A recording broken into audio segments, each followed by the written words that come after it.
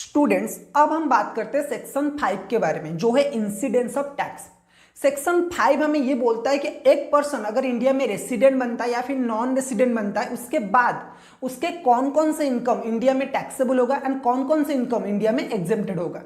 Residential status निकालना हमने section 6 में ऑलरेडी सीख चुके हैं कि सेक्शन 6 में हमें कैसे रेसिडेंशियल स्टेटस निकालना है डिफरेंट पर्सन का, चाहे वो इंडिविजुअल हो, चाहे वो एक HUF हो, चाहे वो एक कंपनी हो, ओके, या फिर कोई अदर पर्सन हो। तो उसके बाद का जो पॉइंट, जो मेन गोल है हमारा, वो ये है कि एक पर्सन का रेसिडेंशियल स्टेटस इंडिया में निकलने के बाद कौन कौन से इनकम इंडिया में उसके हाथ में टैक्सेबल है वो हमें चेक करना है, और वो हमें बोलता है सेक्शन 5। तो आपको क्या करना है, ये टेबल याद रखना है। इस टेबल में 4 कलम है। एक में है टाइप्स ऑफ इनकम, जो कौन से टाइप्स के इनकम इंडिया में हो सकता है। उसके बाद है 3 टाइप के जो पर्सन है। एक है ऑर्डिनरीली रेसिडेंट, अगर एसएससी का स्टेटस OR होता है तो उसके केस में क्या होगा। अगर एसएससी NOR होता है यानी कि नॉट ऑर्डिनरीली रेसिडेंट होता है, तो उस केस में उसका इनकम, कौन कौन सी इनकम इंडिया में टैक्सेबल होगा, कौन कौन सी इनकम इंडिया में एग्जेम्प्टेड होगा, वो एक पॉइंट है। और एक, अगर कोई पर्सन नॉन रेसिडेंट इंडिया में बनता है तो उस केस में उसके हाथ में कौन कौन से इनकम इंडिया में टैक्सेबल होंगे। ओके, सो पहला पॉइंट जो है वो है इनकम रिसीव्ड इन इंडिया। अगर इंडिया में कोई भी इनकम कोई भी पर्सन रिसीव करता है, चाहे उसका स्टेटस कुछ भी हो, चाहे उसका रेसिडेंशियल स्टेटस कुछ भी हो, वो इनकम इंडिया में टैक्सेबल होगा। सपोज एक एग्जांपल लेते हैं, रेंट रिसीव्ड इन इंडिया। तो इंडिया में अगर किसी ने रेंट रिसीव किया है, चाहे वो एक नॉट ऑर्डिनरी रेसिडेंट हो, चाहे वो एक ऑर्डिनरी रेसिडेंट हो, या फिर वो एक नॉन रेसिडेंट हो, तीनों केस में वो इनकम इंडिया में टैक्सेबल होगा पूरा का पूरा। ओके, उसके बाद जो सेकेंड पॉइंट है वो है income deemed to be received in India. अगर कोई इनकम हम एज्यूम करते हैं कि इंडिया में रिसीव हुआ है, deemed to be received in India है, तो उस केस में भी, ये तीनों की केस में, OR, NOR एंड NR तीनों की केस में पूरा का पूरा टैक्सेबल है, fully taxable. So income received in India तीनों के हाथ में टैक्सेबल होगा, income deemed to be received in India तीनों के हाथ में टैक्सेबल होगा। अब सर, ये income deemed to be received in India क्या है, उसके बारे में एक अलग लिस्ट है जो थोड़ी देर में हम बात करेंगे। ओके सर, उसके बाद इनकम अर्न्ड और एक्रू और अराइज इन इंडिया। अगर इंडिया में कोई इनकम रिसीव नहीं हुआ है लेकिन इंडिया में अर्न हुआ है, ठीक है, वो इनकम इंडिया में एक्रूड हुआ है, तो उस केस में क्या होगा, वो भी तीनों के हाथ में पूरा टैक्सेबल है। OR, NOR, NR तीनों की केस में इनकम एक्रूड इन इंडिया वो पूरा का पूरा टैक्सेबल होगा। ओके, उसके बाद आता है income deemed to be accrue और अराइज इन इंडिया। अगर कोई इनकम इंडिया में डीम्ड टू बी एक्रू और अराइज है, तो उस केस में भी वो तीनों के हाथ में पूरा का पूरा टैक्सेबल होगा। ओके, उसके बाद पॉइंट है, अगर कोई बिजनेस इनकम है जिसकी control and management outside India में, जिसकी कंट्रोल एंड मैनेजमेंट इंडिया में है लेकिन सेटअप जो है वो आउटसाइड इंडिया में, कोई बिजनेस इनकम है, कोई बिजनेस कनेक्शन है, बिजनेस सेटअप है जिसकी कंट्रोल एंड मैनेजमेंट तो इंडिया में है लेकिन सेटअप आउटसाइड इंडिया में। सपोज दुबई में बिजनेस है, कंट्रोल इंडिया से होता है लेकिन फैक्ट्री वगैरह जो भी है, इनकम अर्निंग की जो सोर्स है वो दुबई में है, तो उस केस में वो सिर्फ 2 लोगों के हाथ में टैक्सेबल होगा। एक है ऑर्डिनरीली रेसिडेंट एंड दूसरा है not ordinarily resident. Non resident के हाथ में वो टैक्सेबल नहीं होगा। उसके बाद अगर सर कोई बिजनेस है जिसकी कंट्रोल भी आउटसाइड इंडिया में है एंड जिसकी ऑपरेशंस भी आउटसाइड इंडिया में होता है, यानी कि सेटअप भी आउटसाइड इंडिया में ही है एंड कंट्रोल एंड मैनेजमेंट भी आउटसाइड इंडिया में होता है, तो उस केस में क्या होगा, इस टाइप की इनकम सिर्फ और सिर्फ ऑर्डिनरी रेसिडेंट के हाथ में टैक्सेबल होगा। फॉरेन में इनकम हो रहा है, कंट्रोल भी फॉरेन में, तो उस केस में वो जो इनकम है वो टैक्सेबल होगा लेकिन सिर्फ और सिर्फ ऑर्डिनरीली रेसिडेंट के हाथ में। ओके, उसके बाद अगर कोई इनकम इंडिया में, अगर कोई इनकम फॉरेन में अर्न हो रहा है लेकिन उससे रेमिटेंस, उसका रेमिटेंस हो रहा है इंडिया में, अगर कोई इनकम हम फॉरेन में अर्न कर रहे हैं लेकिन उससे बाद में इंडिया भेज रहे हैं, तो उस केस में भी वो जो इनकम है सिर्फ और सिर्फ ऑर्डिनरीली रेसिडेंट के हाथ में टैक्सेबल होगा और किसी के हाथ में टैक्सेबल नहीं होगा। सपोज मैं दुबई गया, दुबई में जाके इनकम कर रहा हूँ, ठीक है, दुबई में इनकम करके मैं भेज रहा हूँ अपने फैमिली मेंबर को जो इंडिया में है, उसे बोलते हैं रेमिटेंस ऑफ इनकम। तो रेमिटेंस ऑफ इनकम अगर हो रहा है, मैं इंडिया का अगर रेसिडेंट हूं, तो उस केस में मेरे हाथ में वो टैक्सेबल होगा। लेकिन अगर मेरा स्टेटस नॉट ऑर्डिनरीली रेसिडेंट है या फिर नॉन रेसिडेंट है, तो उस केस में टैक्सेबल नहीं होगा। ओके, अगर मैं इनकम प्रीसीडिंग प्रीवियस ईयर में, हमारी जो करंट प्रीवियस ईयर है उसे छोड़ के किसी और साल में मैंने वो इनकम अर्न किया था, दुबई में गया था 2016-17 में, 16-17 से मैं इनकम कर रहा हूं, ओके, कभी भी मैंने इंडिया को पैसा नहीं भेजा था। 2016-17 का इनकम मैं आज की डेट में, आज की प्रीवियस ईयर में इंडिया भेज रहा हूं, तो उस केस में क्या होगा, वो जो इनकम है वो किसी भी हाथ में, किसी भी पर्सन के हाथ में टैक्सेबल नहीं होगा। तो past on tax foreign income अगर इंडिया को रेमिट किया जाता है तो उस केस में वो इनकम किसी के हाथ में भी टैक्सेबल नहीं होगा। अब बात करते हैं income deemed to be received in India के बारे में। Income deemed to be received in India का मतलब क्या है सर? ये सारे जो इनकम है इन्हें हम कहेंगे income deemed to be received in India. Number 1 पे क्या आता है, अगर आपका employer recognise provident fund RPF में कुछ पैसा कंट्रीब्यूट करता है ना, तो अगर वो 12% ऑफ सैलरी से ज्यादा कंट्रीब्यूशन कर रहा है तो जितना भी उसने एक्सेस कंट्रीब्यूशन किया वो आपका है income deemed to be received in India.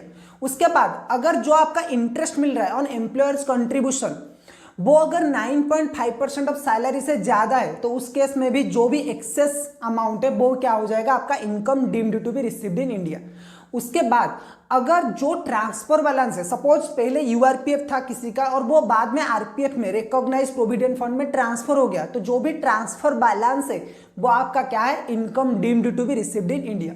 उसके बाद जो भी आपका एम्प्लॉयर कंट्रीब्यूट करता है to national pension scheme, NPS में जो भी आपका एम्प्लॉयर कंट्रीब्यूशन करता है, जितना भी उसने कंट्रीब्यूशन किया वो आपका क्या है, income deemed to be received in India. उसके बाद अगर आपका टीडीएस कट होता है तो टीडीएस अमाउंट जितना है वो है income deemed to be received in India. उसके बाद अगर आपका डीम्ड प्रॉफिट है या फिर आपका अनडिस्क्लोज इनकम है जो ब्लैक मनी वगैरह है वो भी आपका क्या है, income deemed to be received in India.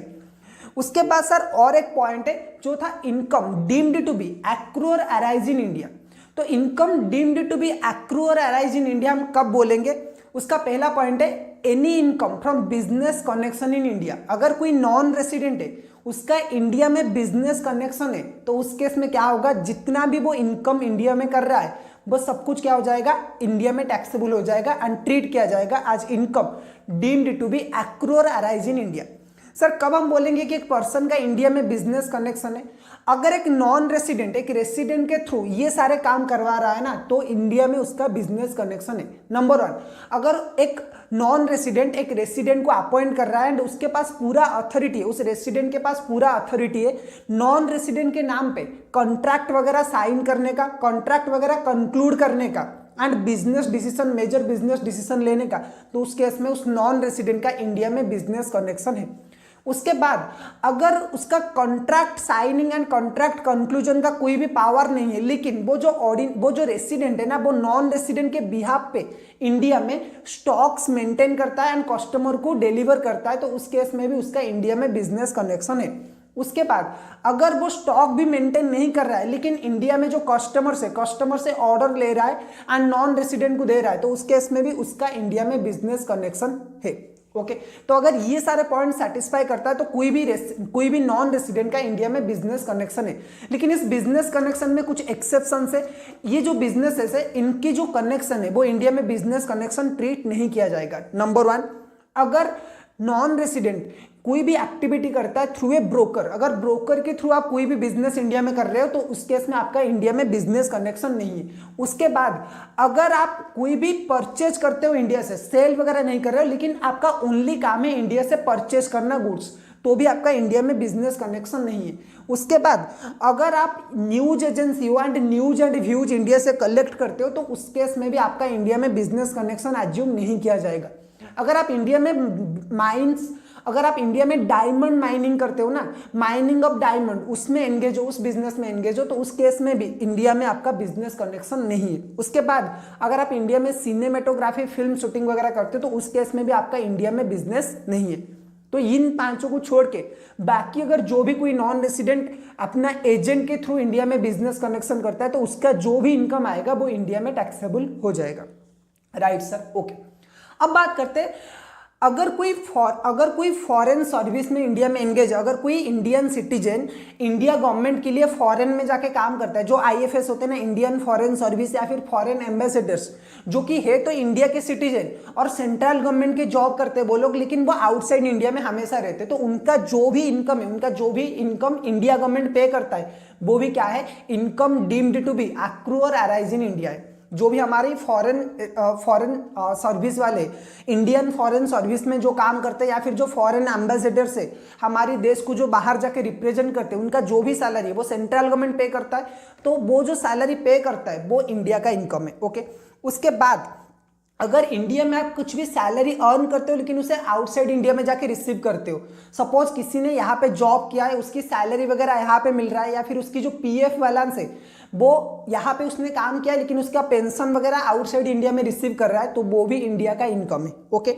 उसके बाद अगर आप इंडिया में कोई भी प्रॉपर्टी वगैरह आपका है और उस प्रॉपर्टी से आपको कुछ इनकम डिराइव हो रहा है, तो आप वो पैसा कहीं पे भी रिसीव करो, वो इंडिया का इनकम ट्रीट किया जाएगा। सपोज एक प्लेयर है साउथ अफ्रीका का जिसका नाम है एवी डिविलियर्स, वो बैंगलोर के लिए पहले मैच खेलता था आईपीएल में, तो उसने बैंगलोर में एक हाउस प्रॉपर्टी खरीद लिया और उस हाउस प्रॉपर्टी से उसे अब हर साल रेंट मिल रहा है। ओके, तो जो रेंट इनकम है ना वो कहीं पे भी रिसीव करे, अगर घर इंडिया में है, प्रॉपर्टी इंडिया में, तो वो इंडिया का इनकम ट्रीट किया जाएगा। ओके सर, उसके बाद अगर इंडिया में कोई प्रॉपर्टी सिचुएटेड है या फिर कोई एसेट सिचुएटेड है, आप उसे बाहर जाके बेच रहे हो, आप उसकी जो ओनरशिप है बाहर जाके आउटसाइड इंडिया में ट्रांसफर कर रहे हो, तो वो जो इनकम आपका आएगा कैपिटल गेन का, वो भी क्या होगा, इंडिया का इनकम ट्रीट किया जाएगा। राइट सर, बिल्कुल।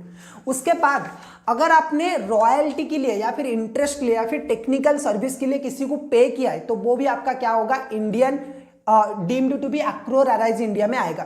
तो रॉयल्टी की अगर हम बात करें या फिर इंटरेस्ट की अगर हम बात करें, तो इंटरेस्ट अगर आपने गवर्नमेंट, अगर इंडिया गवर्नमेंट किसी को इंटरेस्ट पे कर रहा है, तो उस केस में वो क्या होगा, इंडिया का इनकम आएगा, पर्सन का रेसिडेंशियल स्टेटस कुछ भी हो।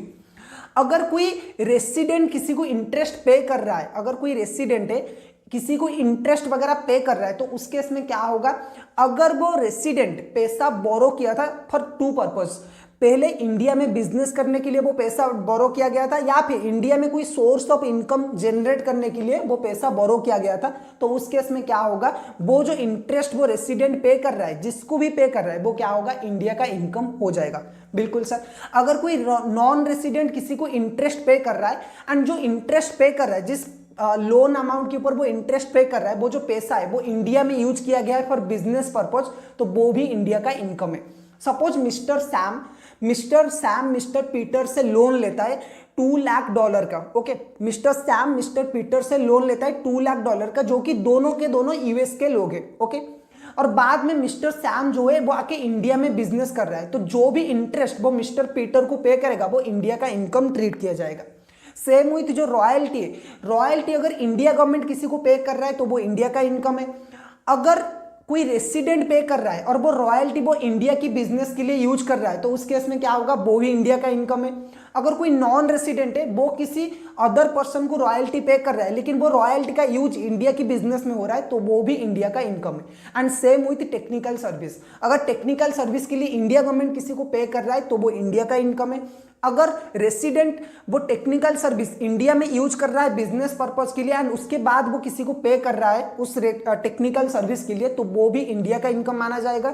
अगर कोई नॉन रेसिडेंट है और वो नॉन रेसिडेंट क्या कर रहा है, टेक्निकल सर्विस यूज करने के लिए किसी भी पर्सन को पे कर रहा है एंड वो टेक्निकल सर्विस इंडिया में बिजनेस करने के लिए यूज कर रहा है, तो उस केस में भी वो भी क्या हो जाएगा, इंडिया का इनकम हो जाएगा। ओके सर, तो ये था टोटल इंसिडेंस ऑफ टैक्स एंड ये था टोटल जो था पॉइंट, वो था deemed to be received in India का, sorry deemed to be accrue or arise in India के बारे में। उसके बाद एक और पॉइंट है, अगर कोई रेसिडेंट किसी नॉन रेसिडेंट को कुछ गिफ्ट्स भी देता है, सपोज मैं एक रेसिडेंट हूँ, मेरी गर्लफ्रेंड नॉर्मल यूके में रहती है, वो नॉन रेसिडेंट है, अगर मैं अपनी गर्लफ्रेंड को या फिर अपनी वाइफ को कुछ गिफ्ट्स वगैरह देता हूँ ना, तो इंडिया गवर्नमेंट यहाँ पे बोल रहा है कि ये भी इंडिया में deemed to be accrue or arise in India का इनकम है। ओके, ये जो इनकम है वो भी आपका टैक्सेबल हो जाएगा, ये जो गिफ्ट आपने दिया है।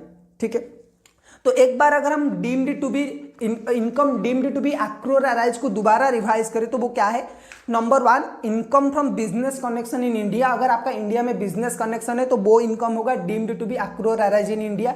अगर आपने सैलरी इंडिया में अर्न कर रहे हो लेकिन बाहर कहीं पे जाके रिसीव कर रहे हो तो वो भी इंडिया का ही इनकम है।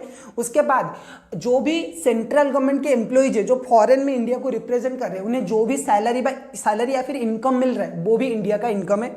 उसके बाद अगर आपको इंडियन कंपनी, एक और पॉइंट जो है वो है, अगर कोई इंडियन कंपनी बाहर जाके डिविडेंड पे करता है, अगर आपको इंडियन कंपनी से डिविडेंड मिला है तो वो भी आपका क्या है, इंडियन इनकम ट्रीट किया जाएगा, डीम्ड टू बी एक्रू और अराइज इन इंडिया।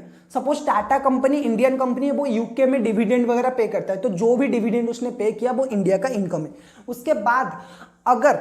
उसके बाद अगर आपने नॉर्मली कोई प्रॉपर्टी से इनकम डिराइव कर रहे हो, इंडिया में प्रॉपर्टी है और प्रॉपर्टी से आप कुछ इनकम डिराइव कर रहे हो, तो आप कहीं पे भी डिराइव करो वो इंडिया का इनकम ट्रीट किया जाएगा। अगर कोई आप कैपिटल एसेट बेच रहे हो वो जो इंडिया में सिचुएटेड है, तो उसके रिलेटेड जो भी प्रॉफिट वगैरह है, जो भी इनकम है, वो भी इंडिया में टैक्सेबल हो जाएगा।